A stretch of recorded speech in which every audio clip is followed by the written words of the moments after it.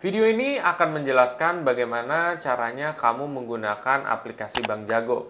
Jadi buat teman-teman semua yang ingin menyimpan uang kamu di Bank Jago, kamu mengerti nih cara menggunakan aplikasinya, terutama kamu juga yang menggunakan aplikasi Bibit. Buat kamu semua yang penasaran, simak video ini sampai full.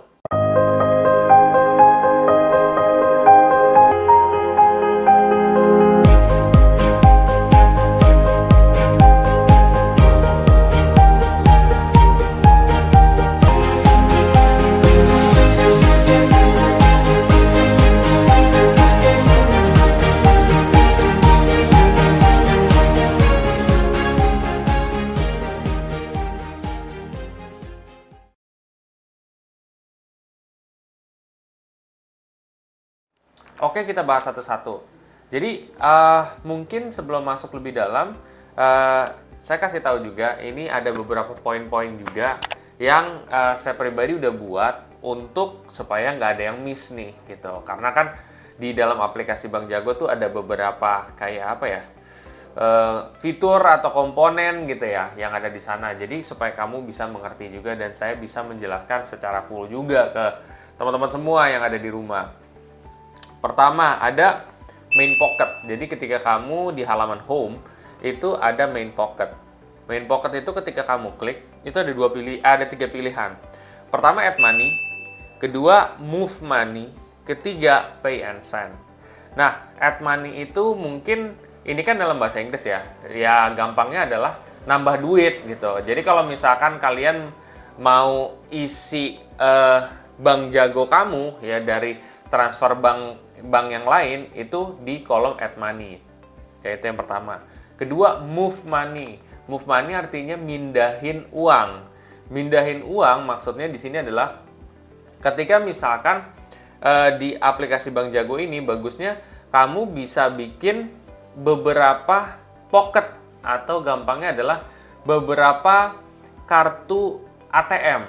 Ya, jadi ada beberapa kartu ATM dan kartu ATM itu bisa buat yang beda-beda. Misalkan nih, salah satunya, saya untuk pocket ini atau untuk ATM ini, saya untuk emergency fund atau untuk dana darurat. Ini satu lagi buat dana liburan, satu lagi misalkan buat dana istri, satu lagi apa. Nah, itu bisa. Nah, move money ini tujuannya adalah pindahin dari main pocket kamu ke ke pocket yang lain yang tadi kamu udah sediain untuk emergency fund atau untuk dana darurat, untuk misalkan istri kamu atau mungkin uang belanja atau apa. Nah, itu kan bisa dipisah. Tujuannya apa dipisah? Supaya kamu itu tidak tercampur dana yang seharusnya dialokasikan buat A tidak dialokasikan buat B. Nah, tujuan move money itu memindahkan dari main pocket tadi ke beberapa pocket tadi yang lain. Oke. Lalu yang ketiga ada namanya pay and send. Oke. Pay and send ini sebenarnya gampangnya buat transfer. Jadi kamu mau transfer kemana itu di kolom pay and send. Oke. Lalu kita masuk ke my balance. Jadi di home itu juga ada my balance kan. My balance tuh kayak total duit kamu lah gitu ya. Total duit kamu dalam arti itu sudah dicampur dengan investasi. Investasinya itu adalah di Bibit. Kenapa di Bibit? Karena Bank Jago sendiri dengan Bibit mengadakan kerjasama. Jadi kalau kamu punya portofolio di Bibit, terus kamu tinggal hubungkan aja dengan Bank Jago. Nah, nanti bisa ketahuan nih, saya punya dana pensiun berapa, ini saya punya dana darurat di aplikasi Bibit untuk reksadana berapa. Jadi itu nanti isinya my balance itu adalah semuanya, termasuk dari yang ada di main pocket kalian. Ya, jadi itu udah ada semua. Oke.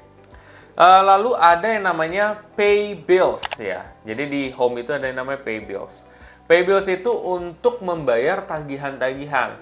Jadi kalau misalkan kamu punya tagihan listrik, kamu punya tagihan internet, kamu punya tagihan handphone ya dan lain sebagainya, itu bisa bayar di my bills ya. Jadi di kolom my bills tuh bisa.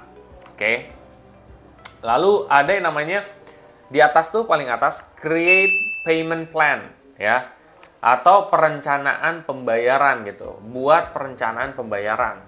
Jadi kalau kamu di create payment plan itu ada dua, auto top up, ada schedule payment. Jadi auto top up ini sebenarnya kamu bisa misalkan top up pada tanggal berapa, atau kamu mau ngisi main pocket kamu setiap kamu misalkan mau ngisi saldo kamu setiap tanggal berapa gitu ya. Jadi kan tadi ada beberapa pocket kan, ada main pocket, ada juga kalau saya pribadi bikinnya adalah ya tadi bikinnya emergency fund atau dana darurat. Nah, kamu terserah mau bikin itu dana darurat, mau bikin itu apa ya, misalkan buat dana belanja. Nah, itu bisa tuh secara otomatis di top up gitu setiap tanggal berapa, itu masuknya ke auto top up.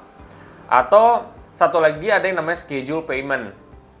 Nah, schedule payment ini adalah, jadi kalau kamu misalkan ada pembayaran rutin yang mesti kamu bayarin setiap bulan.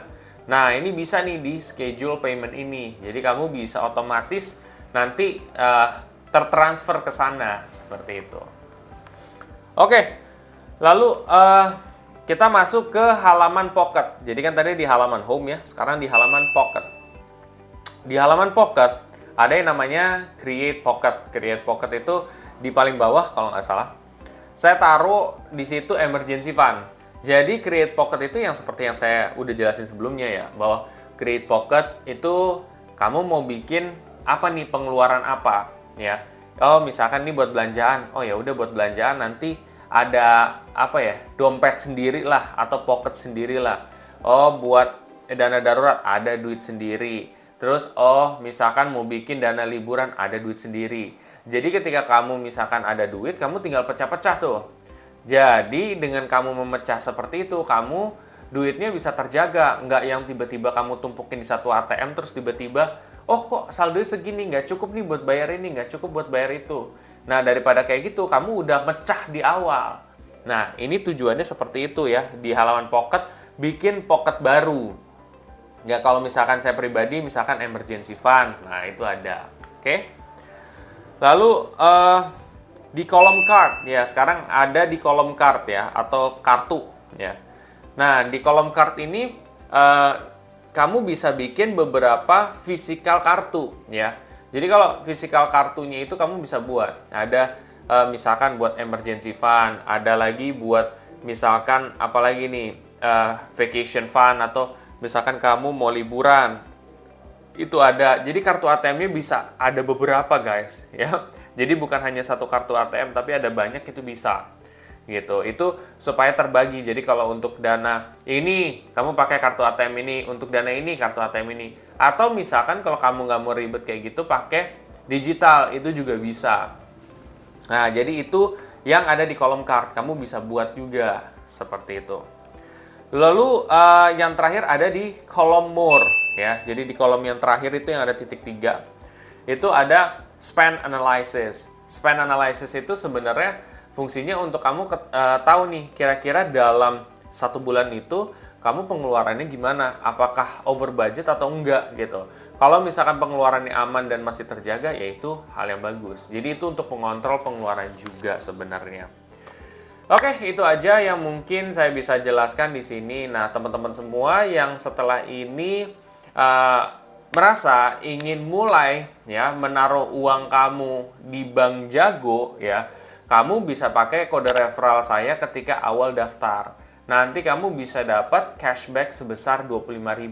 Atau misalkan kamu bisa juga sekalian hubungkan dengan Bibit kamu juga, aplikasi Bibit.